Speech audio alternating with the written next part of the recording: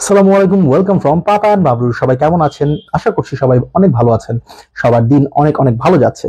তো আজ যে ভিডিও নিয়ে কথা বলবো সেটা হচ্ছে একটা গানের অ্যানালাইসিস বলতে পারেন, বা আমার শর্ট রিভিউ অ্যানালাইসিস যেটাই বলেন না কেন।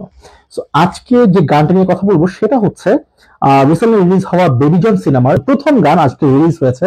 সো গানটা হচ্ছে ন্যান মাটাকা। সো এই গানের কম্পোজার হচ্ছে থামান এস। থামান এস কে জানি, এর আগে অনেক অনেক তেলেগু সিনেমায় মিউজিক প্রডিউস করেছে। তার মিউজিক প্রোডাকশনের যে গানগুলো আমার বেশ ভালো লাগতো। আমি বলা যায় সে আমার অন্যতম প্রিয় একজন মিউজিশিয়ান। বাট রিসেন্টলি তার তেমন ভালো কোনো হিট ট্র্যাক ছিল না। কজ অনিরুদ্ধ একচেটিয়া দাপিয়ে বেরিয়েছে বা বেড়াচ্ছে এখন পর্যন্ত। দেবীশ্রী প্রসাদও বেশ দারুণ একজন মিউজিশিয়ান।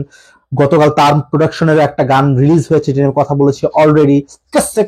সো ওই গানটা বেশ কন্ট্রোভার্সিয়াল একটা গান, হয়তোবা তাদের একটা মার্কেটিং স্ট্র্যাটেজি ওই লেভেলের গান।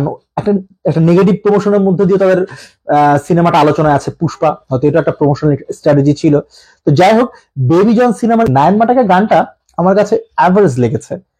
গানের ধামানের একটা কিন্তু কমন ব্যাপার আছে, তার গানের মধ্যে আমি ইফেক্টটাকে কি বলে, হল রুম ইফেক্ট বলে বা ওরকম একটা ইফেক্ট বলে, ওই ইফেক্ট মোস্ট অফ গানে থাকে, মোস্ট অফ মিউজিকে থাকে। অ্যাজ লাইক এই গানটাতেও ওই ভাইবটা আছে, আপনি শুনলেই টের পাবেন। আর দিলজিৎকে এখন অ্যাকচুয়ালি যে কোনো কমার্শিয়াল মুভিজের মিউজিক বা সিঙ্গার হিসেবে পিক করা হয়। আর দিলজিতের ভয়েস অলওয়েজ আমার ভালো লাগে, সে আমার অন্যতম প্রিয় একজন সিঙ্গার।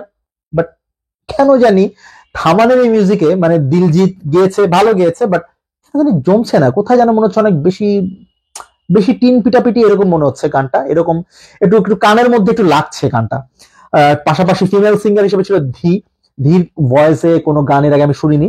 বাট এই গানটা একটু আনকমন ভয়েস, খুবই শ্রুতি মধুর যে তা না, তার ভয়েসটা ক্যাচি। সে এরপর আরো কাজ পাবে, কজ বলিউড অলওয়েজ আমরা দেখেছি বলিউড ডিফারেন্ট ভয়েসের ভোকালের দিকে সবসময় ছোটে।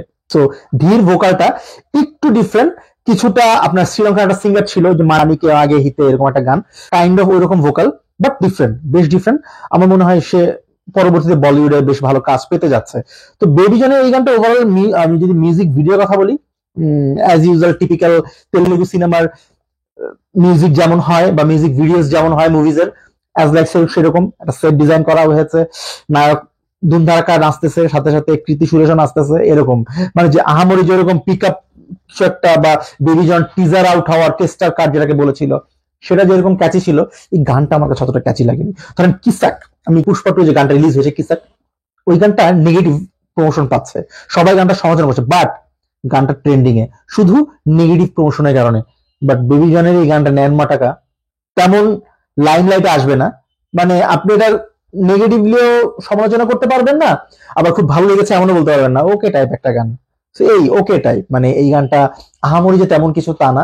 আর রিপিট রিপিট মুডে আপনি যে গানটা বাজাবেন তেমনও না, ওকে টাইপ গান। ওভারঅল কৃতি সুরেশকে দেখতে ভালো লাগছিল, বাট আসলে কৃতি সুরেশ যেভাবে মানে যে আউটলুকে এসছে, ওই আউটলুকে তাকে দেখে কখনো অভ্যস্ত না আমরা, একটু জিনিসটা একটু উইয়ার্ড লাগতে পারে। বরুণ ধাওয়ান অ্যাজ ইউজুয়াল তার আগের সিনেমায় যেভাবে লাফালাফি করে, এই গানেও তেমন করেছে।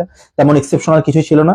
যতটা এক্সেপশনাল ছিল, আবারও বলছি, বেবি জনের টেস্টার কাট, অ্যাটলি জানেন তার পরবর্তী প্রমোশনাল কি হতে যাচ্ছে। তবে আমি স্টিল বেবি জন সিনেমা যে টাইটেল ট্র্যাক যেটা, সেটার জন্য ওয়েট করছি। টেস্টার কাটে আমার কিন্তু টাইটেল ট্র্যাকটা দারুণ লেগেছিল, বেশ এনার্জেটিক লেগেছিল। আমি ওই গানটার জন্য এখনো ওয়েট করছি, আশা করছি গানটা ভালো হবে। থামান আমাকে হতাশ করবে না, লাস্ট অনেকদিন থামানের কাছ থেকে আমি হতাশ হচ্ছি। যেমন গুন্টুর কারাম নামে একটা সিনেমা এসেছিল মহেশ বাবুর, ওই সিনেমাতে একটা গান কিন্তু বেশ ট্রেন্ডিং এ ছিল, নেগেটিভলি ভাইব নিয়ে হোক বা পজিটিভ ভাইব নিয়ে হোক, ট্রেন্ডিং এ ছিল। বাট এই গানটা আমার মনে হয় না যে এরকম যেতে পারবে। এই ছিল এই গানটা নিয়ে আমার আমার কিছু মতামত। আপনারা জানাবেন আপনার মতামত, গানটা কেমন লেগেছে, ভালো লেগেছে কি খারাপ লেগেছে, অবশ্যই জানাবেন। আমার কমেন্টস বক্স আপনাদের জন্য রয়েছেই। ততক্ষণ পর্যন্ত সবাই ভালো থাকুন, সুস্থ থাকুন। নতুন ভিডিওস নিয়ে আসছি, খুবই এক্সেপশনাল ভিডিওস, সাথে থাকুন।